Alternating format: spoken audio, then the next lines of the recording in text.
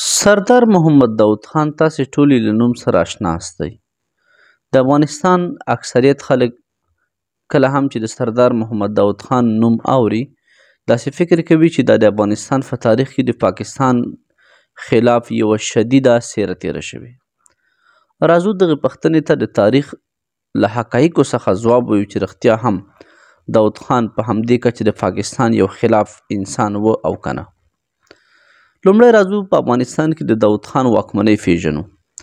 داود خان اکثره خلک یوازې د افغانستان د رئیس جمهور په صفت هغه وخت پیژني کله چې د په 1993 میلادي کال کې د محمد ظاهر شاه پر خلاف سپینه کودتا وکړه او په افغانستان کې سلطنتي رژیم په جمهوري رژیم بدل کړ. خو یاد ساتئ چې سردار محمد داود خان له دې څخه مخکې هم په افغانستان کې 10 کاله واکمني کړې.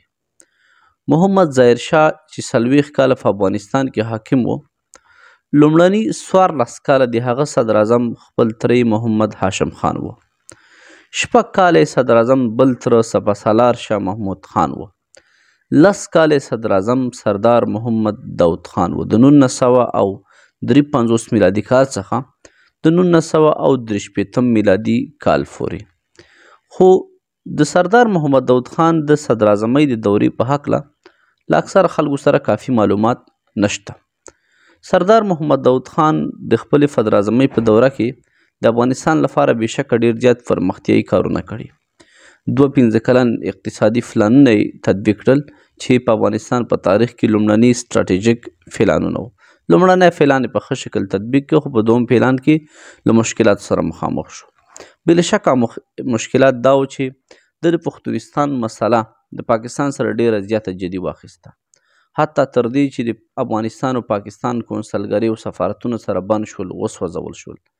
هغه وخت د ملګرو ملتونو سرمنشي همبرشلټ په یو ناڅاپي سفر کابل ته سفر وکړ چې د افغانستان او پاکستان ترمنځ د تاوتریخوالي مخنیوی وشي. خو سردار محمد داود خان د پښتونستان مسله دومره جدي اخیستې وه چې ظاهر شاه سره هم د دې مسلې په سر اختلافات پیدا شول. بالاخره د ده او د ظاهر شاه ترمنځ تعلقات تریخیږي او سردار محمد داود خان 10 کاله وروسته له خپلې صدر اعظمۍ څخه استعفا ورکوي. 10 کاله وروسته چې کله سردار محمد داود خان استعفا ورکړه، 10 کاله نور دا په ګوښهوالي کې پاتې کیږي د 1963 تر 1993 میلادي کال پورې.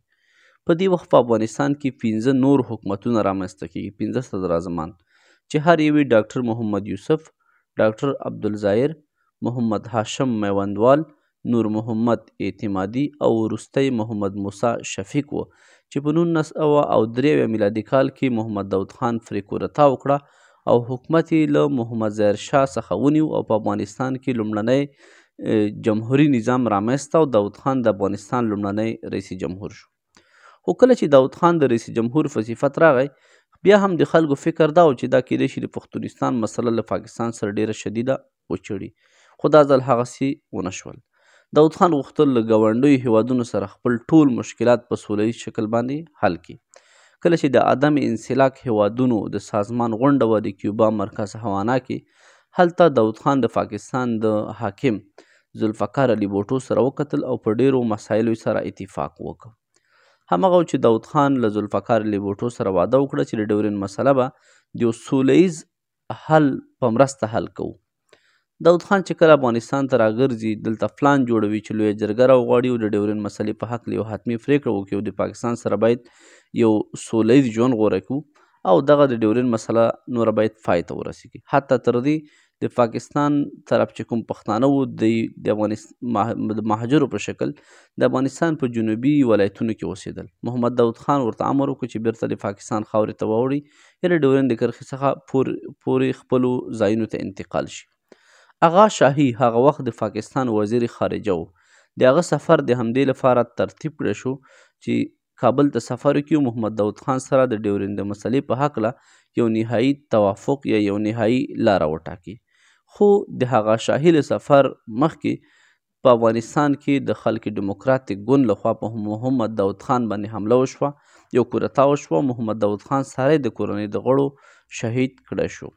نو محمد داود خان د صدر اعظمۍ پر مهال له پاکستان سره د پښتونستان د مسلې په هکله قوي اختلافات درلودل، خو ولې کله چې د جمهور رئیس په صفت راځي نو غواړي چې پاکستان سره ښه تعلقات ولري د ټولو ګاونډیانو سره، حتی د ډیورنډ مسلې د حل لپاره یې یو سولویزې حل لارې په لټه کې شو.